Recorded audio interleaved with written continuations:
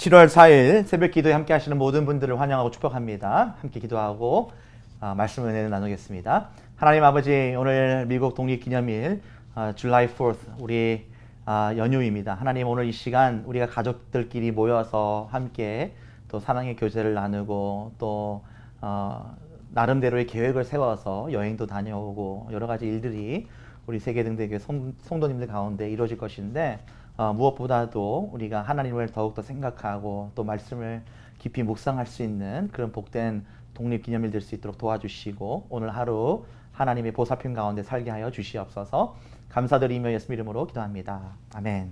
오늘 말씀은 사도행전 7장 17절부터 50절까지의 말씀입니다. 말씀이 조금 깁니다만 제가 조금 빨리 읽도록 하겠습니다. 우리 교재를 가지고 계신 분들은 함께 눈으로 읽어주시고, 또 성경책을 가지고 계시는 분들은 말씀을 피셔서 함께 읽어주시면 감사하겠습니다. 사도행전 7장 17절부터 50절까지의 말씀입니다. 하나님이 아브라함에게 약속하신 때가 가까움에 이스라엘 백성이 애굽에서 번성하여 많아졌더니 요셉을 알지 못하는 새 임금이 애굽 왕 위에 오르매 그가 우리 족속에게 교활한 방법을 써서 조상들을 괴롭게 하여 그 어린 아들들을 내버려 살지 못하게 하려 할세.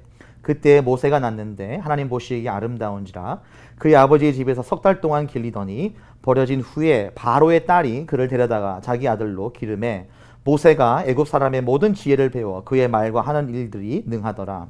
나이가 40이 되매 그 형제 이스라엘 자손을 돌볼 생각이 나더니 한 사람이 원통한 일을 당함을 보고 보호하여 압제받는 자를 위하여 원수를 갚아 애굽 사람을 쳐 죽이니라. 그는 그의 형제들이 하나님께서 자기의 손을 통하여 구원해 주시는 것을 깨달으라고 생각하였으나 그들이 깨닫지 못하였더라. 이튿날 이스라엘 사람들끼리 싸울 때 모세가 와서 화해시키려 하여 이르되 너희는 형제인데 어찌 서로 해치느냐 하니 그 동물을 해치는 사람이 모세를 밀어뜨려 이르되 누가 너를 관리와 재판장으로 우리 위에 세웠느냐?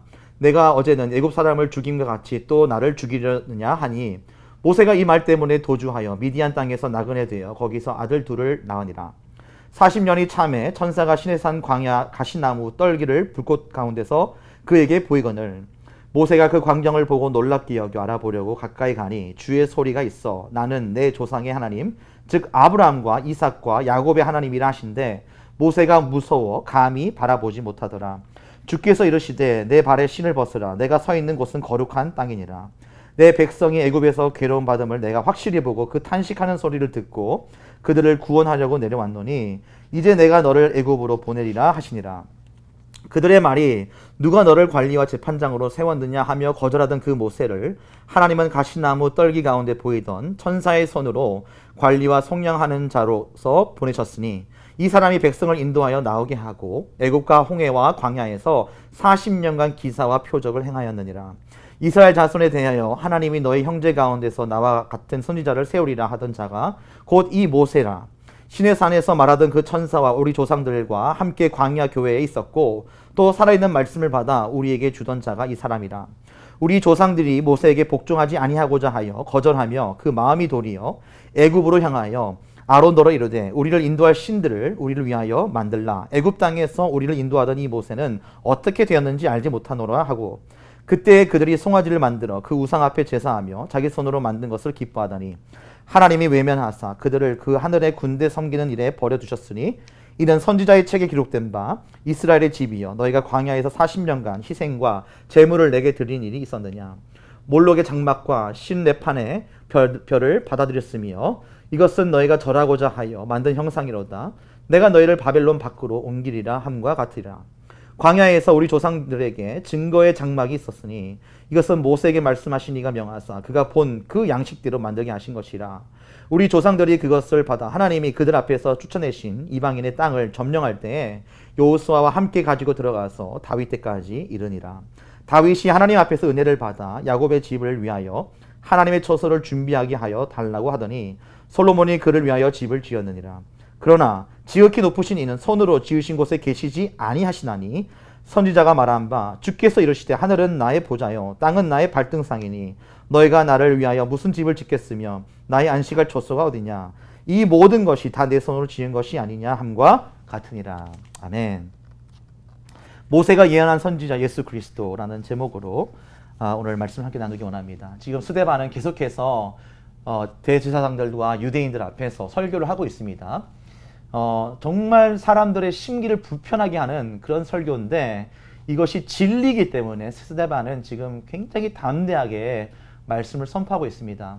그들의 눈높이에 맞게끔 선포를 해야 되기 때문에 구약의 말씀을 지금 인용 안 할 수가 없는 것이요. 아브라함 때부터 이삭, 야곱, 이제는 모세의 이야기를 오늘 7장 17절부터 50절 말씀에서 하고 있습니다. 아브라함 때부터 이어졌던 이스라엘 백성의 계보가 이제 모세로 연결되고 모세가 어떻게 태어나게 됐는지 그리고 바로 왕의 그 고통 속에 이스라엘 백성들이 400년 가까이 고통하고 있던 때에 하나님께서 모세를 만나 주시고 그들을 출애굽하게 하시고 그리고 그 광야 속에서 또한 하나님을 떠나고 그들의 우상을 만들고 그럴 때 하나님께서 또 심판하시고 또 성막을 만들게 하셔서 광야 속에서도 하나님을 예배하게 하시는 하나님의 놀라운 섭리가 다윗 때까지 이어졌다라는 것을 계속해서 말씀하고 있는 것입니다.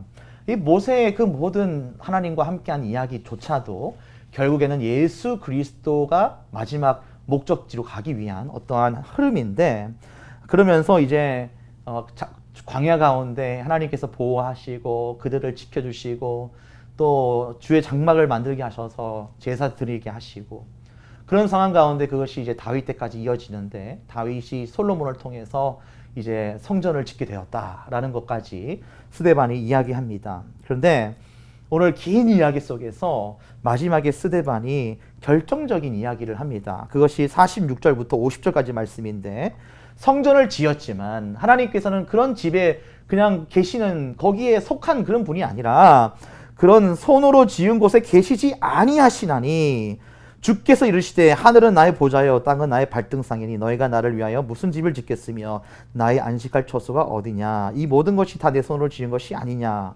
이렇게 얘기합니다. 이것은 예수님께서 하나님께서 성령님께서 그저 건물로 지은 어떠한 성전에만 속한 것이 아니라 하나님은 영이시기 때문에 어디든 계실 수 있는 곳이다. 하나님은 어디든 계실 수가 있고 어떤 장소에 구애받지 아니하고 예수님께서 또한 십자가를 지셨고 부활하심으로 십자가를 지심과 동시에 그 휘장이 찢어짐으로 더 이상 이 성전에 대한 개념, 지성소에 대한 개념 자체가 이제는 없어졌다라는 것이죠. 예수 그리스도의 그 복음으로 말미암아 이제 성령님의 그 놀라운 역사로 말미암아 성령님께서는 어디든 다니실 수 있고 운행하실 수 있다. 복음은 어디로든 전파가 될 수 있다. 이것을 지금 말씀하고 있는 것입니다. 여러분 이 말씀 때문에 사실 제사장들과 유대인들은 난리가 납니다. 왜냐하면 그들에게 이 성전의 의미는 굉장히 중요하기 때문입니다. 특히 유대인들에게 성전에 모여서 구약의 율법을 나누고 말씀을 듣고 하는 그런 것들이 너무나도 중요했기 때문에 그들이 필요 없게 되는 겁니다.